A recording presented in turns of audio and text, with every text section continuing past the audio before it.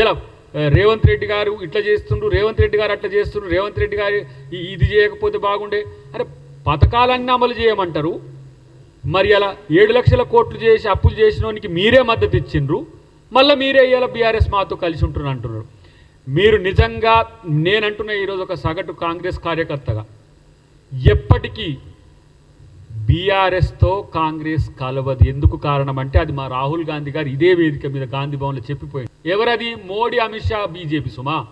సుష్మా స్వరాజ్ గారు కాదు. మళ్ళీ సుష్మా స్వరాజ్ గారిని కూడా వాళ్ళు వ్యతిరేకించారు. నేను అంటున్నా ఎన్విఎస్ఎస్ ప్రభాకర్ గారికి ఎంత మేరకు తెలుసో కానీ ప్రతి సందర్భంలో ఆయన కొడుకుని తీసుకుపోయి కేటీఆర్ని తీసుకుపోయి అయ్యా నీ దీవెనలు ఉండాలి ఈయన మీద అని చెప్పి, ప్రధానమంత్రిగా దీవెనలో ఉండాలన్నా నేను నా కొడుకును ముఖ్యమంత్రిగా చేసుకుంటున్నాం, ఇంకేదో మంచి పదవికి తెచ్చుకుంటున్నాం అని చెప్పి ఆయన పోయి ఎవరైనా ఏ పార్టీ నాయకులు ఇప్పుడు మేము పోతాం సోనియా గాంధీ గారి కాడికి పోయి అమ్మ మీ బ్లెస్సింగ్స్ ఉండాలి తల్లి అంటాం, లేదంటే మాకు మల్లికార్జున ఖర్గే కాడికి పోతాం, మా రాహుల్ గాంధీ గారి కాడికి పోతాం. మీరు ఎక్కడికి పోయినరు? మీ కార్యక్షేత్రం ఏంది? మీ యొక్క స్ఫూర్తి కేంద్రం ఏంటంటే వీళ్ళది బీఆర్ఎస్ వాళ్ళది బీజేపీ. వాళ్ళకు నాయకుడు ఉన్నాడా? పోనీ నేను అంటున్నా కాంగ్రెస్ విచారధారకు బీజేపీ విచారధారకు పోటీ జరుగుతుంది. ఈ పోటీ జరిగినప్పుడు బీఆర్ఎస్ నాయకులు మాతో లేరు, ఎవరితో ఉన్నట్టు? ఇంకో థర్డ్ ఆల్టర్నేటివ్ ఉందా ఏమన్నా? బీజేపీతోనే కదా ఉన్నది. కాబట్టి అలా నేను చెప్పిన కమలం కాడకు గులాబీ పువ్వును అంటుగట్టుకున్నారు. దీన్ని జనంలోకి మళ్ళీ పోతే మాకు బీజేపీకి నష్టం అని చెప్పి ఇలా వాళ్ళు చేస్తున్నది. నేను అంటున్నా ఈటల రాజేందర్ కూడా నీకు అధ్యక్ష పదవి ఇస్తా అంటే దాంట్లో ఎవరు ఒప్పుకుంటారా? వాళ్ళు ఎవరు ఒప్పుకుంటారు? అనవసరంగా నీ నైజానికి భిన్నంగా, నీ నేచురాలిటీకి భిన్నంగా రేవంత్ రెడ్డి గారి మీద ఇష్టం వచ్చినట్టు మాట్లాడుతున్నావు. చాలామంది నీ మీద జాలి సానుభూతి ఏంటంటే ఒక ఓబీసీవి ఆ రోజు ఏది వామపక్ష భావజాలం నుంచి ఉద్యమాల్లోకి వచ్చి ఇక్కడ తెలంగాణ కొరకు కొట్లాడినవనే జాలి తప్పితే నిన్ను చూస్తే ఇప్పటికీ జాలి ఎందుకుంటుంది?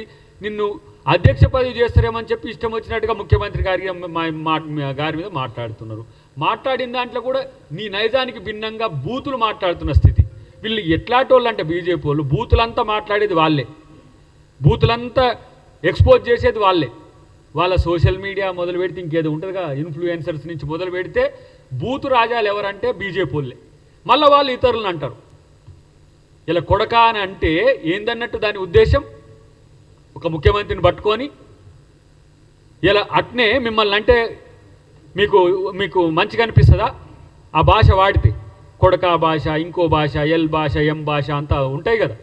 ఇలాంటి దిగజారుడు రాజకీయాలకు బీజేపీ వచ్చిందానికే ఫ్రస్ట్రేషన్లో ఉన్నది. ఈ రాష్ట్రంలో మీరు తలకాయ కిందికి పెట్టి కాళ్ళు పైకి పెట్టి పాదయాత్రలు చేసినా తలకాయ యాత్ర చేసినా మీ తలకాయ లేని వాళ్ళకి మీకేం అధికారం వచ్చే పరిస్థితి ఏం లేదు. ఎందుకు ఇలాంటి చేతగాని ప్రకటనలు లేకపోతే ఇలాంటి పనికిరాని ప్రకటనల వల్ల ఏమొస్తుంది?